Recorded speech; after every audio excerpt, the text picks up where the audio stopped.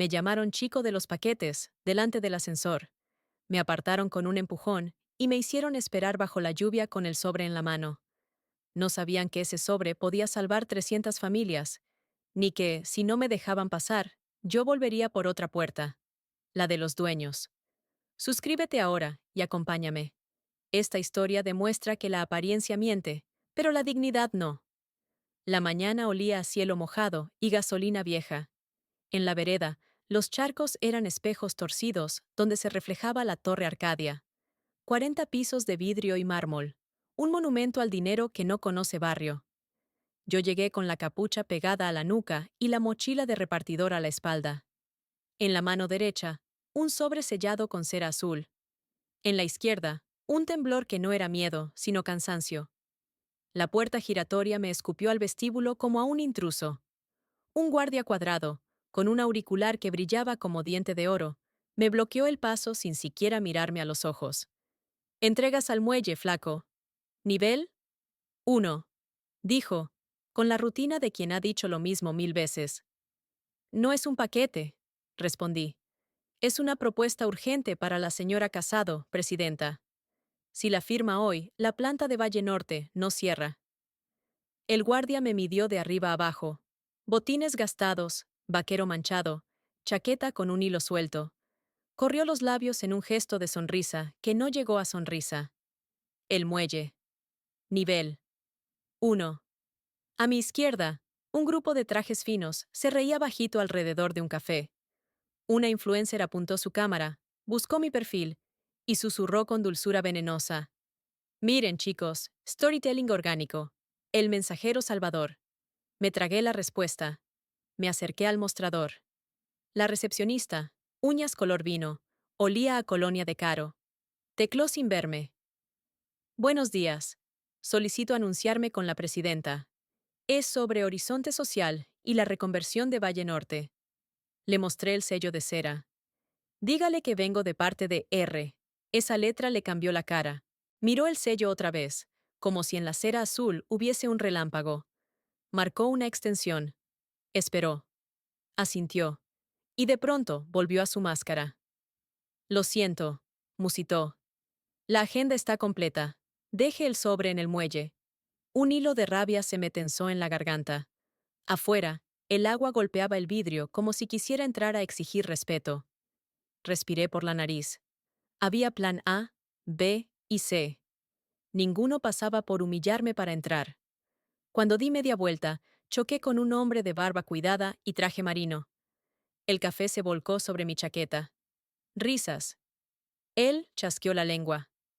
Hermano, fíjate por dónde caminas, dijo, limpiándose con una servilleta de lino. ¿Qué traes ahí? ¿Currículums? Trabajo, respondí. Del que a usted quizás le falte. Lo dije sin alzar la voz. No era insolencia, era verdad. A veces la verdad molesta más que un grito. Salí. La lluvia me recibió como recibe la calle a los que no tienen paraguas ni permiso. Caminé hasta el lateral del edificio. En la rampa del estacionamiento, el guardia de la noche, Tito, con ojeras y una bondad cansada, me reconoció. ¿Otra vez, Mateo? Preguntó. ¿Te cerraron arriba? Me dijeron, muelle. ¿Adivinas? Siempre dicen muelle cuando no quieren ver. Pasa. Te acompaño al ascensor de servicio. El ascensor olía a metal y lejía. Los números subían despacio, como si el edificio temiera elevar a alguien que no pertenece.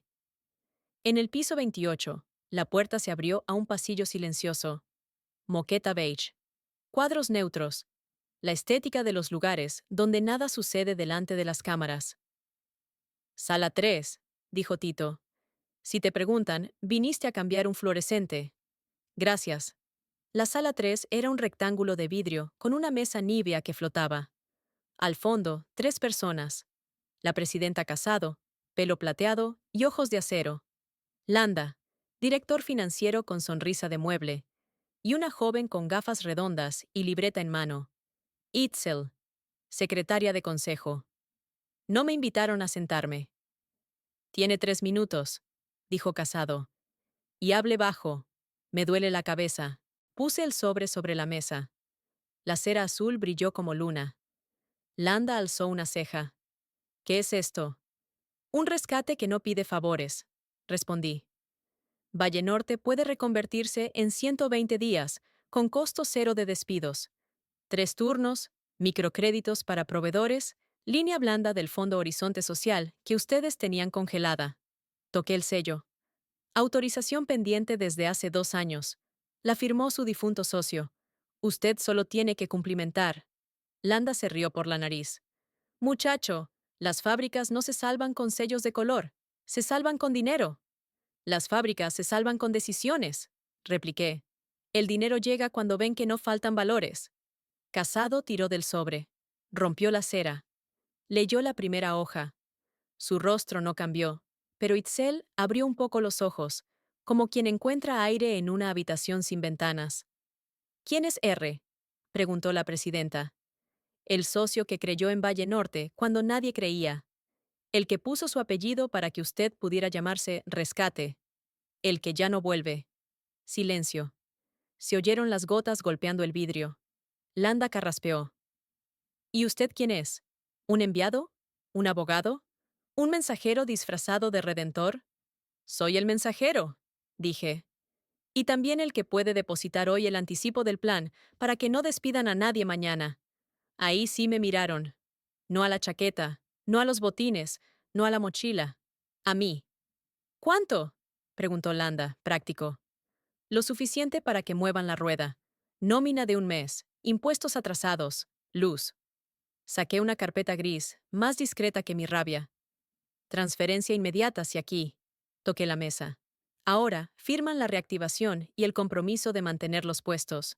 Auditoría abierta. Prensa invitada. Nada bajo la alfombra. Casado clavó sus ojos en los míos. Parecía medir si lo que decía era audacia o locura. ¿Por qué haría eso un mensajero? Preguntó. La respuesta estaba atragantada desde hacía años.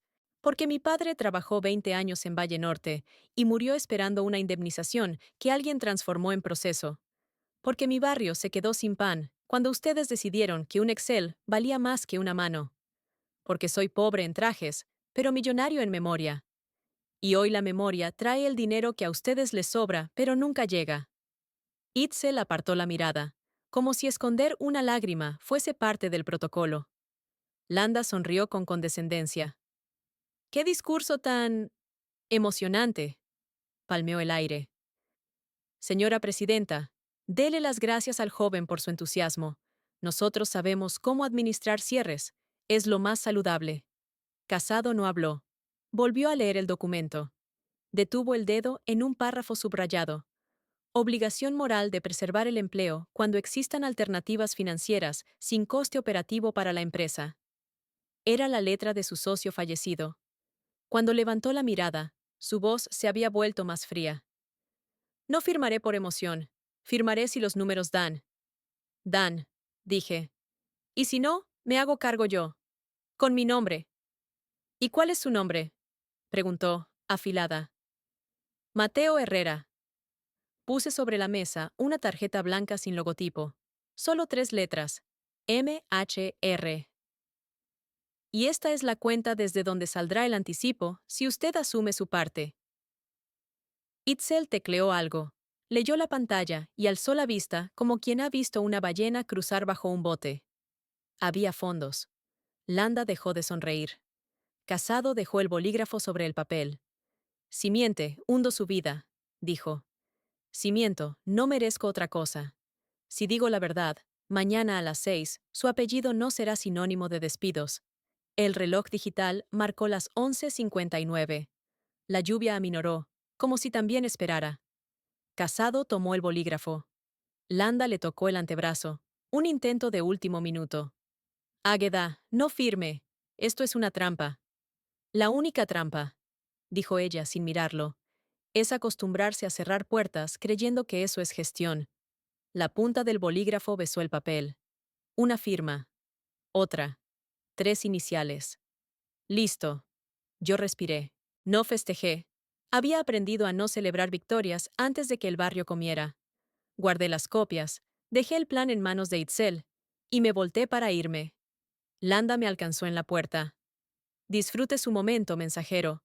Pronto descubrirá que los edificios tienen más puertas que las que usted cree.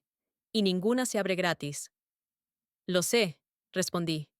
Por eso vine con llaves. En el ascensor de servicio, Tito me esperaba con una sonrisa torcida. ¿Y? Preguntó. Mañana vuelve la luz en Valle Norte. Tito se rascó la nuca, con pudor de alegría.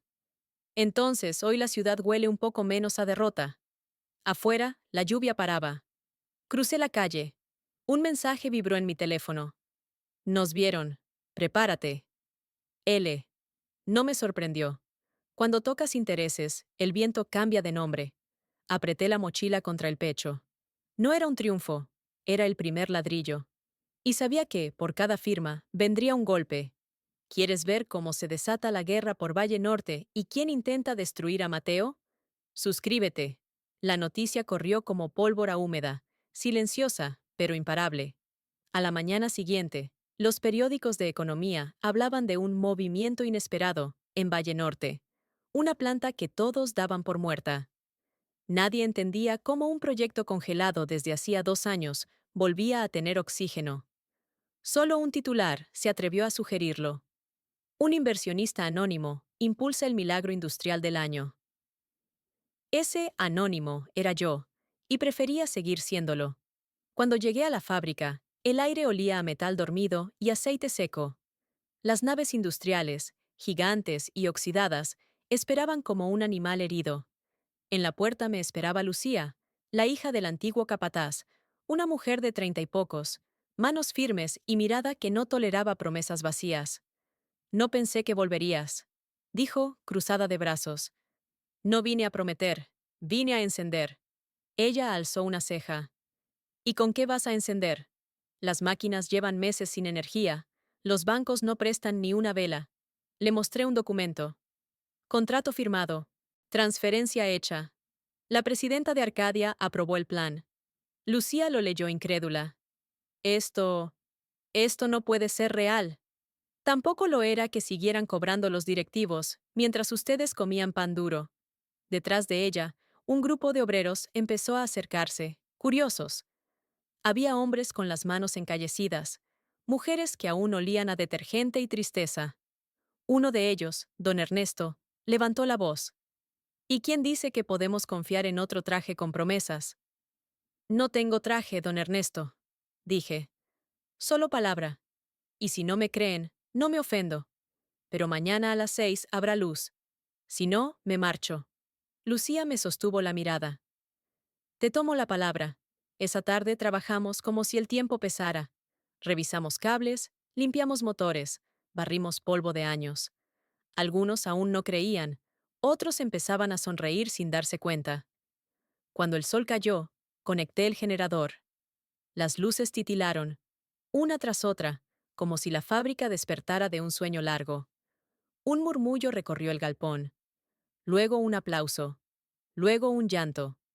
Lucía se acercó, con lágrimas en los ojos. Dijiste que volvería la luz. No pensé que era literal. Nunca hablo en metáforas cuando se trata de trabajo. Al día siguiente, Valle Norte volvió a producir. Las máquinas respiraban, el sonido metálico era música. Los obreros se movían como si cada golpe del martillo borrara un poco la humillación de los meses anteriores. Pero la alegría duró poco. A media mañana, un auto negro se detuvo frente a la planta. De él bajó Landa, con su sonrisa de mueble recién encerado. Hermosa escena, dijo, mirando alrededor. Lástima que sea ilegal. Lucía se interpuso. ¿Qué quiere decir con eso? Que la señora Casado no tenía autoridad para firmar. El consejo revocó la autorización. El plan queda anulado. Me acerqué despacio. Eso no es cierto. Tengo copia certificada y transferencia efectiva. Landa mostró un papel sellado. El dinero fue devuelto. Orden ejecutiva. Saqué el teléfono. Revisé la cuenta. Vacía. Lucía me miró. ¿Qué hiciste, Mateo? Nada. Nos lo robaron en un despacho. Landa sonrió. Le dije que los edificios tienen muchas puertas. Algunas no se abren. Se cierran detrás de usted. El silencio cayó como piedra. Esa noche, me quedé solo en la oficina del capataz. Afuera llovía, otra vez. La computadora mostraba un correo nuevo, sin remitente. Querías salvarlos. Ahora tendrás que pelear por ellos. Empieza arriba. Piso 28. L. No era Landa. Era otra L. Y en el fondo del mensaje, un adjunto. Una grabación de audio. La voz era femenina, temblorosa. Están desviando fondos de Horizonte Social a cuentas falsas. Lo firmó el consejo, no la presidenta. Quieren culparte a ti. No confíes en nadie. Apagué la pantalla. El sonido de las gotas era el mismo que aquel día en la Torre Arcadia. La historia se repetía, pero esta vez no iba a esperar detrás de una puerta. A las 3 de la madrugada, estaba de vuelta frente al edificio de vidrio. No había lluvia, solo el reflejo de mis pasos en el mármol. En la recepción, otro guardia nuevo, mismo uniforme. ¿Entrega?, preguntó. No. Esta vez, reunión. Le mostré una credencial vieja que aún conservaba del primer día. Él dudó, pero me dejó pasar. El ascensor subió lento. Piso 28. Sala 3. Dentro, Landa y dos miembros del consejo discutían. Cuando me vieron, el silencio fue de sorpresa. Y miedo. ¿Cómo entraste aquí?, preguntó uno. Por la puerta que ustedes dejaron abierta cuando firmaron el fraude. Puse sobre la mesa una copia del audio. Landa palideció. Esto no demuestra nada, dijo. Demuestra que alguien de adentro habló. Y mañana, si sigo vivo, hablará al país. Uno de los consejeros se levantó. Esto puede costarte caro, mensajero. Ya lo pagué una vez, respondí. Ahora le toca a ustedes. Salí antes de que reaccionaran. El pasillo olía a miedo. Sabía que el juego había cambiado. Ya no querían hundirme, querían borrarme. Pero también sabía que ya no estaba solo. Detrás de mí, en la fábrica, 300 familias esperaban, y el alma de Valle Norte era más fuerte que cualquier consejo. El amanecer llegó con un cielo gris, pero no de lluvia, de amenaza. Frente a la planta de Valle Norte, dos patrullas de policía bloqueaban la entrada. Los obreros miraban sin entender. Algunos sostenían loncheras, otros llevaban a sus hijos de la mano. Lucía salió corriendo de la nave principal. «Mateo, están diciendo que hay una denuncia en tu contra». «¿Por qué motivo?» «Fraude, apropiación de fondos públicos y uso ilegal de bienes de la empresa». Por un segundo, el aire se volvió más pesado que el humo de las chimeneas. Los oficiales avanzaron. «Señor Herrera», dijo uno, «está usted citado a declarar». No opusieron fuerza. No hacía falta. Sabían que la palabra fraude mata reputaciones más rápido que una bala. Lucía intentó interponerse. «Esto es un montaje. Él salvó la fábrica». El oficial no la miró siquiera. Nos limitamos a cumplir órdenes. Cuando me subieron al patrullero, los obreros comenzaron a gritar. Primero unos pocos, luego cientos. «No se lo lleven, es inocente». El sonido de esas voces fue la única armadura que tuve. La comisaría olía a humedad y café rancio. En la sala de interrogatorios, un hombre con traje arrugado y cara de funcionario aburrido me lanzó un fajo de papeles. «Aquí está su firma», dijo. «Usted transfirió fondos del programa Horizonte Social a una cuenta personal». Miré el documento. La firma era la mía, pero el número de cuenta no. «Eso está falsificado». «¿Tiene cómo probarlo?» «Sí. La cuenta de Horizonte está a nombre de una fundación, la Fundación Manos del Sur». El funcionario suspiró. «Esa fundación fue disuelta hace 3 meses». «¿Cómo que disuelta?» «El director la cerró por orden judicial». Fruncí el ceño. «¿Qué director?» Él buscó entre los papeles, los revisó con pereza. «Dice aquí, Luis Landa». Pasé la noche en un cuarto con una bombilla desnuda. Afuera, escuchaba pasos, murmullos, risas. Me quitaron el teléfono y la cartera, pero no la memoria. Recordé el mensaje de la mujer en el audio. «No confíes en nadie». A las 3 de la madrugada, la puerta se abrió. Era Itzel, la secretaria del consejo, con una chaqueta de lluvia y una mirada nerviosa. «Vine por usted», dijo en voz baja. «Si lo dejo aquí, lo desaparecen». ¿Cómo sabes eso? Porque lo iban a hacer conmigo. Grabé más cosas. Tengo pruebas.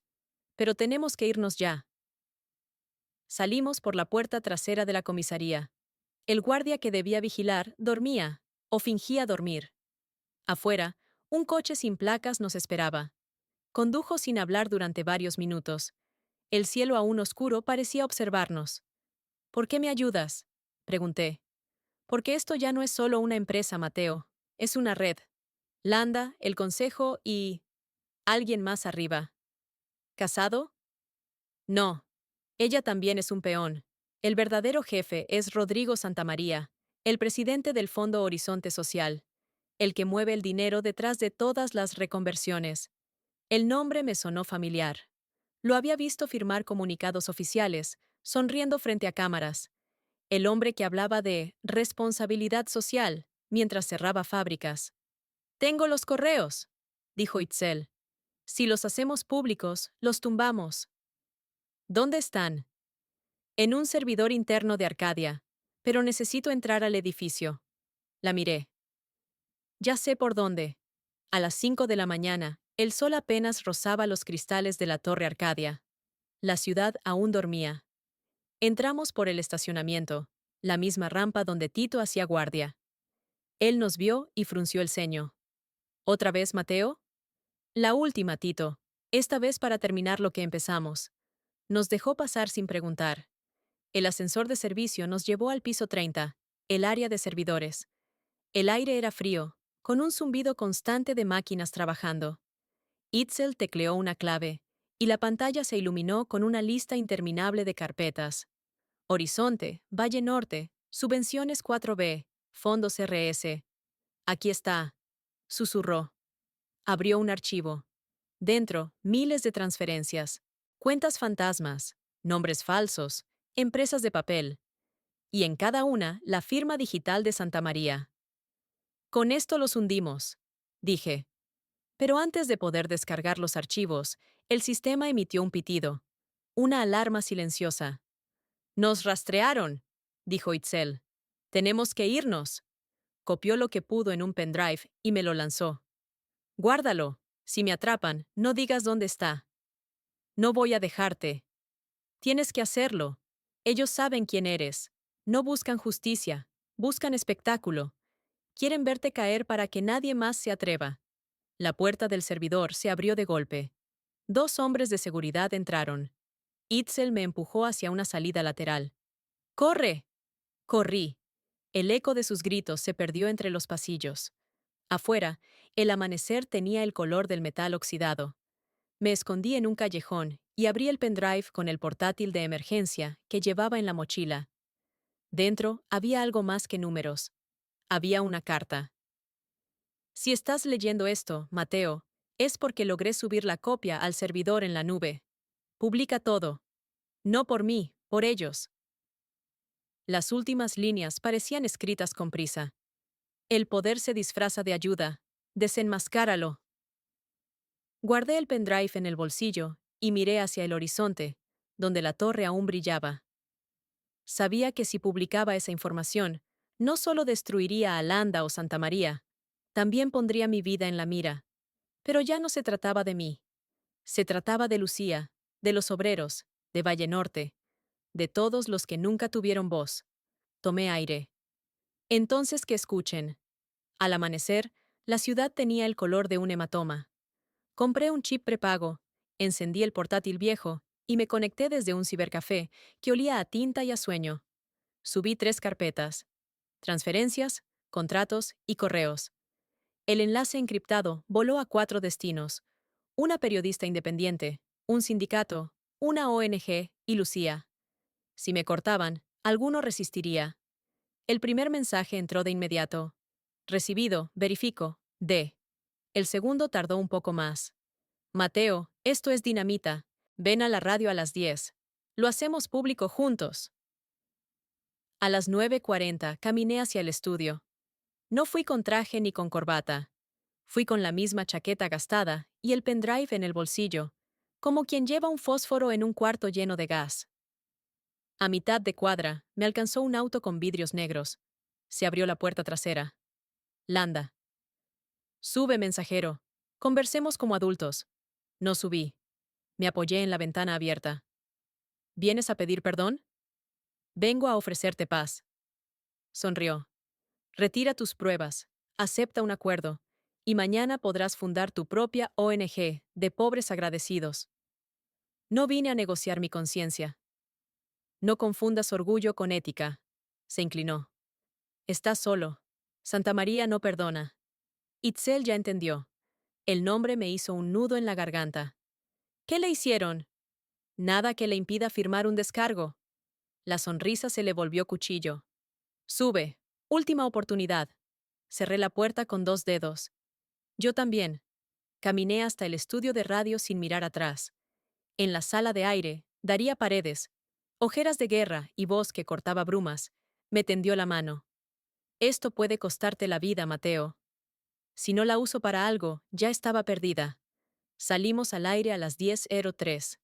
Daría habló primero, presentando el caso con frases breves, sin adjetivos. Luego puse el micrófono frente a mí y apreté el play del primer correo. La voz de Santa María ordenaba redistribuir ayudas hacia empresas fantasma. Landa confirmaba alineamiento del Consejo. Un asesor sugería fabricar irregularidades en Valle Norte para justificar el cierre. No opiné. Dejé que las palabras se incriminaran solas. El teléfono de la radio colapsó. Un obrero llorando dijo que le habían ofrecido retiro voluntario a cambio de silencio. Una madre pidió que no cierren el jardín de la planta. Un exauditor, voz temblorosa, confesó que lo echaron por hacer preguntas. A los 20 minutos se cortó la luz. Generador. La voz de Daría siguió. A los 30, entró la policía con una orden para interrumpir una transmisión que vulnera secretos corporativos. Los oyentes ya estaban en la puerta, filmando, gritando. Nadie puso un dedo. La patrulla se fue con la vergüenza al hombro. La historia, por fin, era de todos. A mediodía, el hashtag Vale Norte no se cierra era un rugido. Volvieron a vibrar los mensajes. Tu orden de captura está girando. Cuídate. Mi primo vio a Itzel en un auto del consejo. Tragué bronca. Llamé a Lucía. ¿Podés reunir a la gente? Ya están acá, dijo. Si tocan la planta, entramos todos. No quiero una batalla campal. Entonces trae justicia. Nosotros ponemos cuerpos. Fui a la fábrica por calles alternativas. El sol estaba alto y la ciudad sudaba miedo. En la entrada, los obreros habían levantado un cordón humano. Había cascos, termos, carteles improvisados con témpera. Somos trabajo, no Excel. Santa María, devolvé lo robado. Don Ernesto me vio llegar. Me abrazó sin palabras. Lucía subió a una baranda con un megáfono. Hoy no estamos suplicando, dijo. Hoy venimos a decir que nuestra dignidad tiene turnos rotativos. Mañana y tarde. Me pasó el megáfono.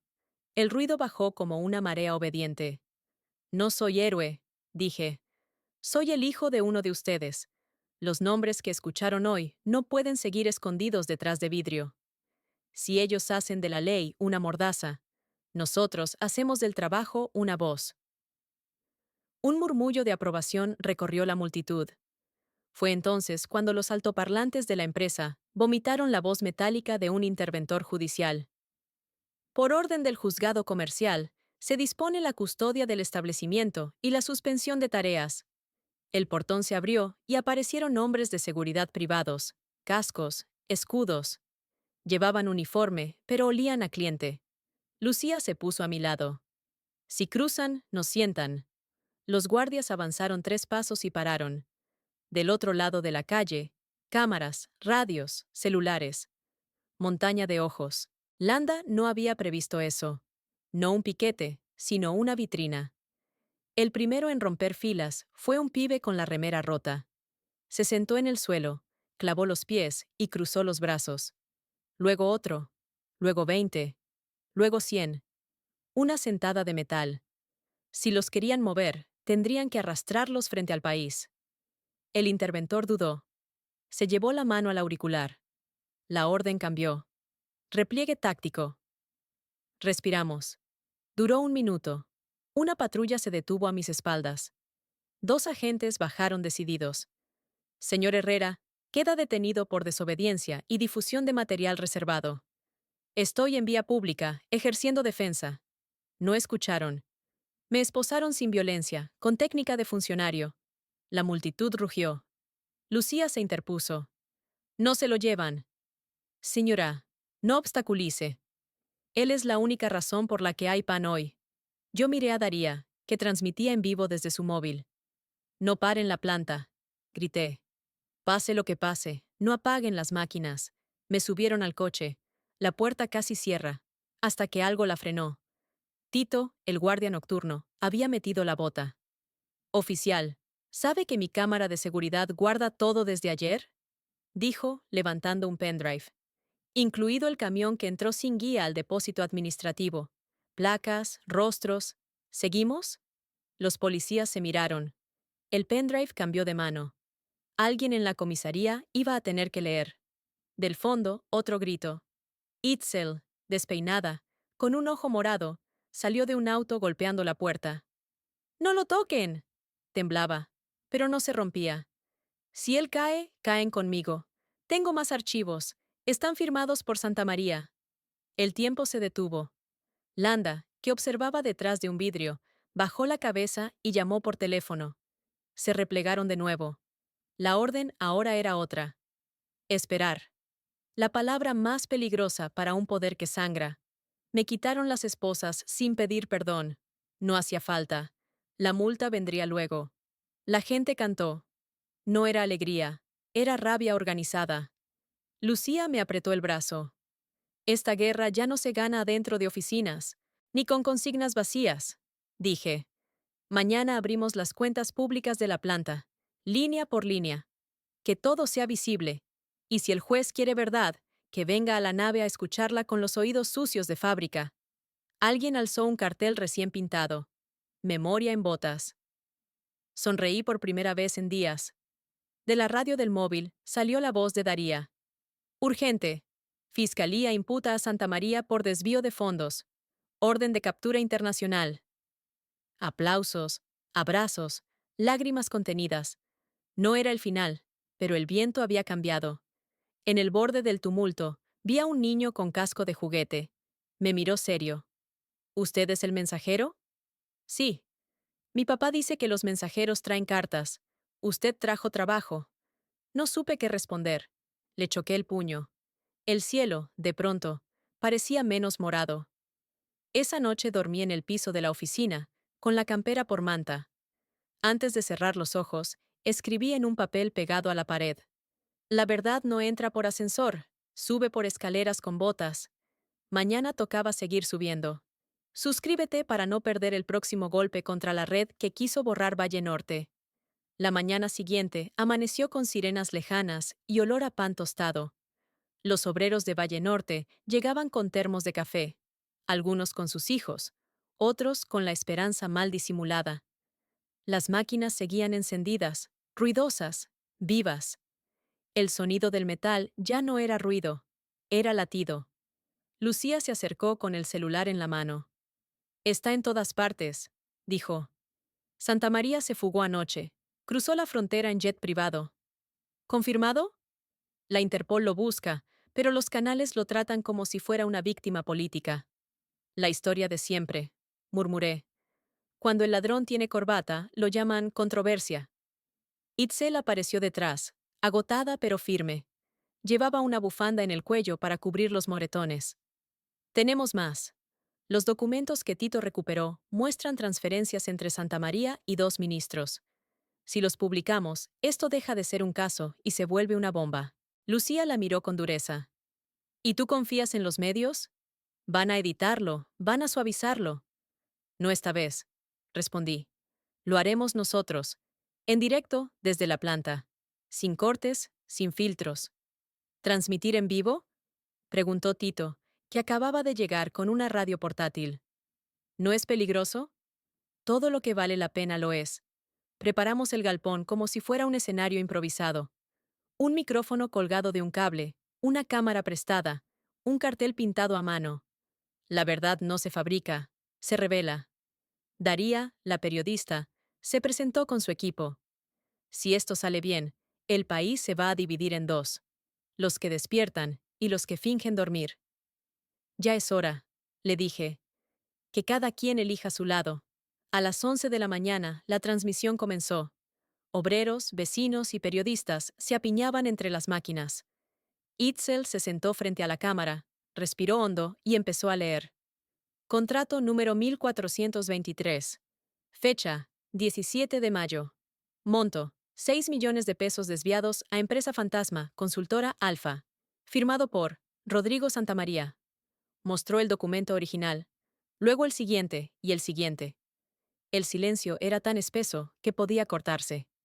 Lucía tomó la palabra. Cada peso que se robaron es una cena menos en una casa como la mía. Cada cierre que firmaron fue un barrio apagado. Los aplausos estallaron. Afuera, la calle ya estaba llena de gente mirando en pantallas improvisadas. Entonces sonó un estruendo.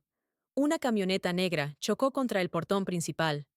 Hombres encapuchados bajaron armados con bates y cócteles Molotov. ¡Atrás!, gritó Tito. ¡Cúbranse! El caos fue inmediato. La cámara cayó al suelo. La imagen se volvió un torbellino de pies, gritos y humo. Una botella encendida impactó contra la pared, prendiendo fuego a una lona. Lucía agarró un extintor y lo vació sobre las llamas. «¡Están intentando quemarlo todo otra vez!», gritó. Me lancé hacia la consola de energía. Si se incendiaba el cableado, el galpón se volvería un horno. Logré cortar la corriente justo cuando el fuego alcanzaba las vigas. Entre el humo, vi a uno de los atacantes tropezar. Se le cayó el pasamontañas. Su rostro, uno de los guardias del consejo, el mismo que me detuvo aquella primera vez en la torre. «¡Esto está filmado!», grité. «¡Están transmitiendo todavía!». Daría, medio cubierta de hollín, levantó la cámara caída. La imagen volvió al aire. Fuego, gritos, obreros resistiendo, la bandera de Valle Norte ondeando entre el humo. Cuando por fin llegaron los bomberos, el ataque había fracasado. Las llamas fueron contenidas. 2 de los agresores quedaron detenidos. Los demás huyeron. Pero el video ya estaba en todas las redes. Nadie podía fingir que no lo vio. Esa tarde, el Ministerio de Justicia anunció una investigación urgente. Las pruebas, las cuentas, el intento de sabotaje, todo formaba parte del mismo expediente. Lucía se sentó junto a mí, sobre una pila de sacos. Tenía la cara manchada, pero sonreía. No pudieron callarnos. «Todavía pueden intentarlo», respondí. Itzel se acercó con un sobre. «Esto llegó hace una hora. Sin remitente. Dentro, una sola hoja. Felicidades, mensajero. Has despertado a demasiada gente. Ahora verás lo que cuesta». No había firma, pero reconocí el trazo. Santamaría. Esa noche, la planta quedó en silencio. Los obreros se fueron en grupos, cansados pero de pie. Me quedé solo, revisando los escombros. Entre la ceniza, encontré un pedazo del cartel quemado. La palabra «verdad» seguía intacta. La sostuve entre los dedos y sentí el peso de todo lo que había empezado. Ya no era una pelea por una fábrica. Era por la idea de que los pequeños podían vencer al sistema. Sabía que el precio aún no estaba pagado, pero también sabía que la gente ya no volvería a callar. Y eso, pensé, era el principio del final para ellos. Suscríbete y acompaña la siguiente parte para ver hasta dónde llega Mateo, cuando el poder decide destruirlo por completo. La noche siguiente me encontró sin sueño. El eco del fuego seguía en los pasillos de Valle Norte como un animal herido. Afuera, las luces de los camiones de televisión parpadeaban. Algunos periodistas dormían dentro de sus móviles. Otros seguían transmitiendo. La historia se había vuelto imposible de enterrar. Itzel revisaba el portátil. Revisé los registros. Los atacantes salieron desde una empresa de seguridad que trabaja para el Fondo Horizonte. Ya los están vinculando a Santamaría. ¿Y la justicia?, pregunté. El juez interino acaba de renunciar. Dijo que, por amenazas, nadie quiere tocar el caso. Lucía entró con 2 termos de café. Tenía los ojos rojos, pero no de cansancio, de rabia. Si ellos se esconden, nosotros no. Mañana abrimos las puertas y seguimos produciendo. El país tiene que ver que seguimos de pie. La miré. Eso nos puede costar caro. Ya lo pagamos todo, Mateo. Nos queda la dignidad, y no pienso dejarla en el depósito. Al amanecer, la planta volvió a la vida. La gente llegó en silencio, cada uno con su herramienta, su mate, su miedo disimulado. Nadie dio órdenes. Todos sabían qué hacer. Lucía prendió las luces. Itzel ajustó el micrófono para otra transmisión. Tito vigilaba el portón. Yo me paré frente a la cámara. Hoy no pedimos permiso, dije. Hoy demostramos que el trabajo no necesita autorización para existir. El video se volvió viral en minutos. Hashtags nuevos, mensajes de apoyo desde otros países, sindicatos, artistas. Algunos políticos, oportunistas, empezaron a aparecer en entrevistas hablando de un ejemplo de resistencia popular. No les creí una palabra, pero sirvió. Las cámaras ya no eran enemigas, eran escudos. A media mañana, una caravana de autos oficiales se detuvo frente a la fábrica. Del primero bajó una mujer de traje gris, escoltada por dos policías. Se presentó sin rodeos. Soy la fiscal María Ortega. El Estado ha tomado posesión temporal de Valle Norte mientras se resuelve la causa. ¿Qué significa eso? Preguntó Lucía, endureciendo la voz. Que seguirán produciendo, pero bajo administración judicial.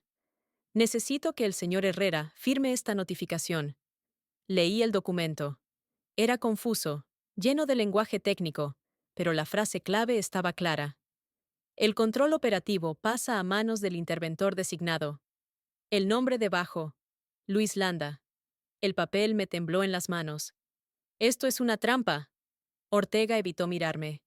Yo solo ejecuto órdenes. Lucía se interpuso. ¿Órdenes de quién? Ese hombre intentó destruirnos. No tengo margen para debatir, respondió la fiscal. Si no firman, envían a la policía. Las cámaras filmaban. El país miraba. La escena era un laberinto sin salida. Si firmaba, perdíamos el control. Si no, me arrestaban y cerraban la planta por rebeldía judicial. Respiré hondo. Está bien, dije. Firmaré, pero con una condición. ¿Cuál? Que todo esto quede grabado. Que el país vea que el Estado entrega una fábrica viva al mismo hombre que la quiso enterrar. Ortega dudó, pero asintió. Lucía encendió la cámara. Filmé mi firma, miré al lente.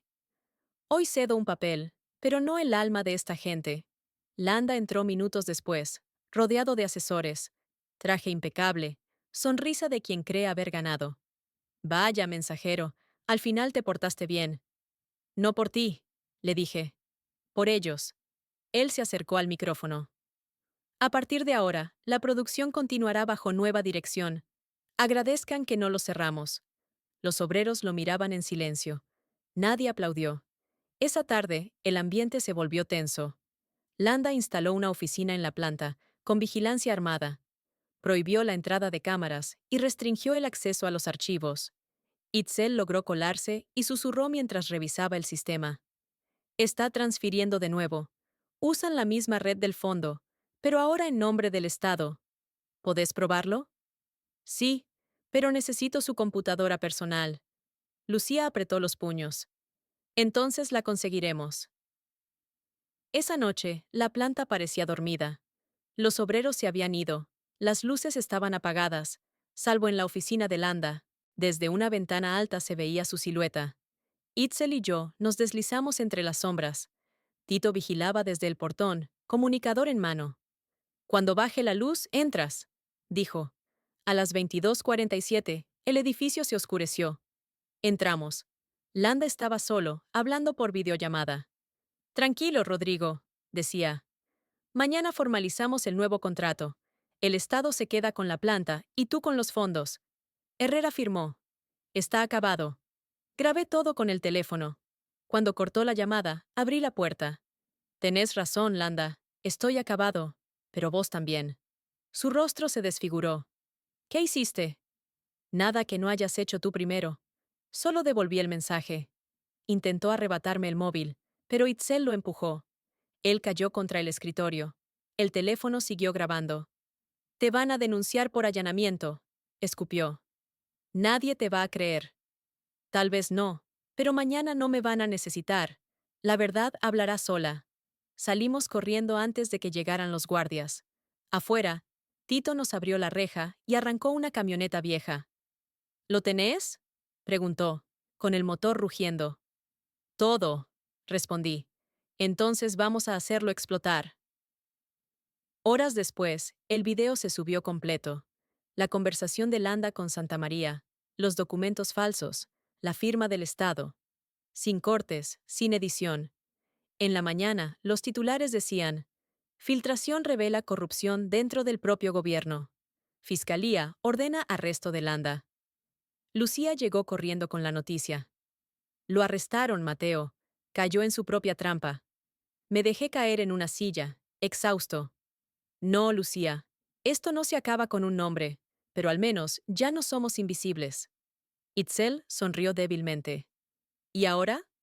Ahora trabajamos y construimos lo que ellos quisieron vender. En el fondo, el ruido de las máquinas volvió a sonar. Era un latido terco, incorruptible. Esa noche, antes de dormir sobre un escritorio lleno de papeles, escribí una frase en la pared, con marcador negro. Cuando los dueños roban el pan, el pueblo aprende a hornearlo. Suscríbete y sigue la historia para ver cómo Mateo transforma Valle Norte en un símbolo que cambiará el país. La noticia del arresto de Landa cayó como una bomba. Por primera vez, los canales que antes me ridiculizaban pronunciaban mi nombre sin sarcasmo. El mensajero que desafió al poder, decían los titulares. Pero yo no confiaba en los aplausos. Los mismos que hoy te llaman héroe, mañana buscan tu tumba. La mañana era limpia, con un sol que parecía burlarse del caos. La fábrica seguía en pie, pero el ambiente era otro. Los obreros caminaban erguidos, sabiendo que su historia había cambiado. Lucía me esperó en la puerta de la nave principal. Hoy viene la prensa extranjera. Dicen que quieren entrevistarte. No tengo nada nuevo que decir, respondí. Las palabras no fabrican pan, pero pueden abrir puertas. También pueden cerrarlas. Le sonreí cansado. Que hable la fábrica. A media mañana llegaron los camiones de cámaras, micrófonos, drones. Entre ellos, una periodista de cabello blanco y ojos afilados, Claudia Rivas, de un canal internacional. Me saludó con respeto, sin adornos. Señor Herrera, ¿sabía que su historia ya dio la vuelta al mundo? No lo hice por eso. Lo sé, por eso importa. Grabamos la entrevista entre las máquinas. Ella preguntó con calma, sin interrumpir, sin buscar lágrimas. ¿Qué siente al ver que su lucha inspira a otros? Siento miedo, respondí. Porque cuando la gente se inspira, el poder se asusta. Y cuando el poder se asusta, dispara. Claudia bajó el micrófono. Esa frase quedará grabada. Esa tarde, mientras los obreros celebraban la reapertura formal de la planta, me llegó un mensaje sin remitente. Solo 2 palabras. Aún falta. Lo borré, pero el estómago me avisó que no era amenaza. Era advertencia. Itzel apareció con el rostro tenso. Mateo, tenemos un problema. ¿Qué pasó? Santa María no huyó. Se entregó. ¿Cómo que se entregó? Lo hizo en vivo, desde la embajada. Dice que tú y yo manipulamos los archivos, que todo fue una conspiración para apropiarnos de Valle Norte. Lucía se acercó al escuchar. Eso es mentira. Lo sé, pero tiene abogados, contactos y medios a su favor. Está girando la historia. Encendimos la televisión. Santa María, impecable, con un gesto de mártir. Yo solo quise ayudar a la gente. Me usaron para sus fines políticos. No guardo rencor, pero la justicia debe actuar. Cada palabra era un veneno envuelto en seda. Los titulares cambiaron en cuestión de horas. De héroe a manipulador. Nuevas dudas sobre el mensajero. Lucía apagó el televisor con rabia. No puede ser. Sí puede, dije con calma. El poder siempre tiene otra vida. Itzel temblaba. Van a intentar arrestarte otra vez. Que lo hagan. Pero esta vez no me esconderé. Al día siguiente, convoqué a la prensa en el patio de la fábrica. Los obreros formaron un círculo a mi alrededor. Dijeron que somos ladrones. Empecé. Que usamos su dinero, que manipulamos la verdad. Pero nosotros no hablamos de ellos, y nosotros. Hablamos de los que trabajan y los que roban. Lucía tomó mi brazo. Están filmando, susurró. Mejor. Miré a las cámaras. No soy político, no soy santo. Y sí, fui mensajero. Pero el mensaje no era mío. Era de un país que ya no quiere agachar la cabeza. Si decir la verdad es delito, entonces declárense culpables todos los que siguen de pie conmigo. El silencio se rompió con un aplauso. Luego otro. Luego cientos. Los trabajadores levantaron carteles. Si él cae, caemos todos. Valle Norte no se vende. La verdad trabaja con casco. El sonido de sirenas rompió el momento. 5 patrullas rodearon el lugar. Un fiscal bajó del coche, carpeta en mano. Señor Herrera, queda bajo investigación por falsificación de documentos públicos. Lucía se interpuso. Eso ya se probó falso. El caso se reabrió, dijo el fiscal, impasible. Orden judicial. Itzel se acercó y me susurró. No vayas, te van a usar. Si no voy, dicen que me escondo. Si voy, al menos los obligo a mirarme a los ojos. Me entregué sin resistencia.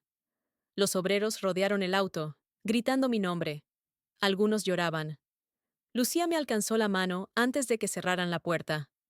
Si ellos tienen poder, nosotros tenemos verdad. Y memoria, le respondí. El coche arrancó. Afuera, los trabajadores siguieron marchando, coreando mi nombre, pero ya no como a un líder, como a uno de los suyos. Esa noche, en la celda fría, me visitó la fiscal Ortega. No puedo quedarme mucho, dijo. Pero debía decírtelo. Lo que hiciste cambió algo. ¿Qué cosa? El miedo. Ya no corre solo en una dirección. Dejó un sobre la mesa. Aquí están las pruebas de que Santa María manipuló testigos. Me las filtró alguien de adentro. Pero si las uso, me destituyen. Entonces úsalas, le dije. No hay justicia sin riesgo. Ella asintió lentamente. Quizás tienes razón, mensajero. Quizás la historia no se escribe con tinta, sino con cicatrices. 2 días después, el tribunal desestimó la causa. Santa María fue arrestado por segunda vez, esta vez sin cámaras ni discursos. Cuando salí de la cárcel, el aire olía distinto, a calle mojada y a victoria amarga. Lucía me esperaba afuera, con un termo en la mano. ¿Sabes qué hicieron los obreros mientras estabas adentro? ¿Qué? Votaron. Fundaron la cooperativa. Valle del Pueblo. Ya no hay dueños, Mateo, solo trabajadores. Me quedé en silencio. Miré el edificio, la chimenea, la gente. Por fin, la fábrica era de quien la hacía vivir. Esa noche, en una vieja libreta, escribí. Me llamaron mensajero para que no olvidara que las palabras pesan. Pero aprendí que los mensajes se vuelven eternos solo cuando se gritan juntos. El viento sopló desde las chimeneas y el ruido de las máquinas volvió a llenar la noche. El poder había caído, pero el alma seguía en marcha. Suscríbete para conocer el desenlace final de la historia, el legado del mensajero y la verdad que cambió un país. El invierno llegó, pero Valle del Pueblo no se apagó. Las máquinas seguían rugiendo y por primera vez, el humo de las chimeneas olía a pan recién hecho, no a derrota. La fábrica era una cooperativa. Cada turno, cada sueldo, cada decisión se votaba. No había dueños ni intermediarios. Había dignidad. Una mañana fría, Lucía reunió a todos en el patio. Hoy hace exactamente 1 año desde que Mateo cruzó aquella puerta con un sobre en la mano, dijo. No teníamos luz, ni esperanza, ni pan. Y ahora estamos aquí. Aplausos, risas, lágrimas. Alguien colgó una pancarta nueva. De mensajeros a constructores. Yo observaba desde el fondo. No me gustaba el protagonismo, pero el corazón no me cabía en el pecho. Me acerqué a Lucía. Esto ya no es mío, le dije. Es de todos. Eso es lo que lo hace tuyo, Mateo. Poco después, Daría, la periodista, llegó con un equipo de televisión. Quería grabar un documental sobre la historia. La gente quiere saber qué pasó después, me dijo. ¿Cómo se reconstruye un país después de una herida así? Con trabajo, no con discursos, respondí. Y con memoria. Entonces dame tus palabras finales. Miré la cámara. Aprendí que los poderosos no temen al ruido, sino al ejemplo, que no se trata de ganar, sino de resistir sin volverse igual que ellos, y que una verdad pequeña, repetida por 1000 gargantas, puede derribar un imperio. Daría apagó la cámara y sonrió. La historia se cierra sola cuando las manos siguen abiertas. Esa tarde, un grupo de jóvenes llegó desde otra provincia. Querían aprender el modelo cooperativo. En nuestra ciudad cerraron la textil, contó una muchacha. El patrón se fugó, pero tenemos las máquinas. No sabemos por dónde empezar. Empiecen por no esperar permiso, les dije. El resto se aprende trabajando. Les mostramos los planos, los libros de cuentas, las votaciones. Valle del Pueblo se había convertido en una escuela de resistencia. Lucía los miraba emocionada. ¿Te das cuenta? Susurró. Esto ya no es una fábrica, es un movimiento. Esa noche, cuando todos se fueron, subí al techo del edificio. Desde allí se veía toda la ciudad. Luces pequeñas, chimeneas, vida. Saqué mi viejo cuaderno, ese que había acompañado cada caída. En la última página, escribí. Cuando creí que entregaba un sobre, estaba entregando un país. No era un mensaje de rescate, era un recordatorio. Lo que se construye con alma no se compra ni se quema. Guardé el cuaderno en una caja de herramientas y lo dejé allí. No quería monumentos, quería continuidad. Semanas después, me invitaron a una universidad a hablar de economía solidaria. Acepté con miedo. No soy orador, soy obrero. Pero cuando subí al estrado, vi en la primera fila a jóvenes con overoles manchados de grasa, estudiantes de ingeniería, madres con sus hijos. Todos escuchaban en silencio. No vine a dar lecciones, empecé. Vine a contarles que el poder se alimenta del silencio, y que la dignidad se construye como una máquina, pieza por pieza, error por error. Un estudiante levantó la mano. ¿Volvería a hacerlo? ¿A enfrentarse a ellos? Sonreí. Claro. Pero esta vez no solo. Ahora somos miles. Los aplausos me abrumaron. Sentí que la historia, aquella que comenzó con una carta y un desprecio, ya no me pertenecía. Era del pueblo, de cada voz que se negaba a callar. Esa noche volví a la fábrica. Las luces seguían encendidas. Los obreros de turno trabajaban con música. En una de las paredes había un mural nuevo. Mi silueta, sin rostro, solo con la chaqueta gastada, y debajo una frase. El mensajero sigue aquí. Me quedé mirándolo largo rato, con un nudo en la garganta. No, susurré. El mensajero ahora son ustedes. Lucía se me acercó. Nos quedamos cortos de pintura, dijo riendo. ¿Sabes qué falta? ¿Qué? Una palabra debajo. Gracias. No supe qué responder. Solo apoyé la mano sobre la pared y sentí el pulso de la fábrica latiendo bajo mis dedos, como un corazón colectivo. Afuera, la noche olía a promesa. Los mismos que una vez se burlaron del mensajero, ahora bebían café en tazas fabricadas por su cooperativa. Los noticieros hablaban del milagro industrial, pero los que habíamos estado allí sabíamos la verdad.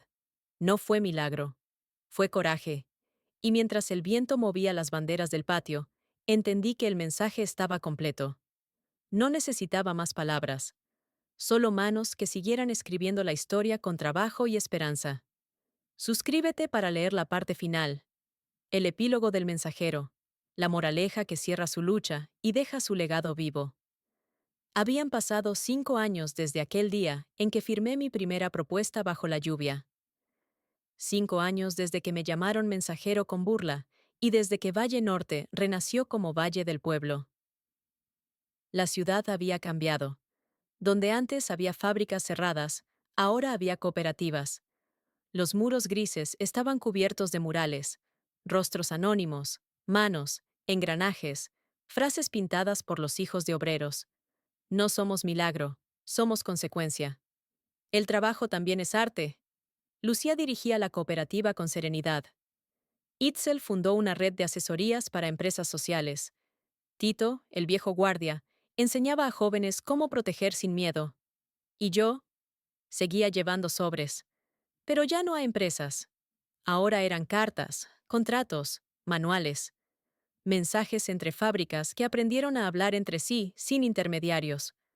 Un día cualquiera, me llamaron para entregar una carta en el nuevo Ministerio de Producción Popular, creado después del escándalo. El edificio era más modesto que la Torre Arcadia, pero el aire se sentía limpio.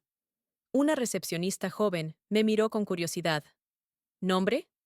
Mateo Herrera. Sus ojos se iluminaron. ¿Usted es el mensajero? El de Valle del Pueblo. El mismo, pero sin gloria, respondí sonriendo. Solo traigo una carta. Me pidió una foto. Reí. Antes, las cámaras eran armas. Ahora eran puentes. La carta que entregué era una propuesta firmada por decenas de cooperativas. Querían crear un fondo común de ayuda entre trabajadores. Para no volver a mendigar lo que producimos, decía la introducción.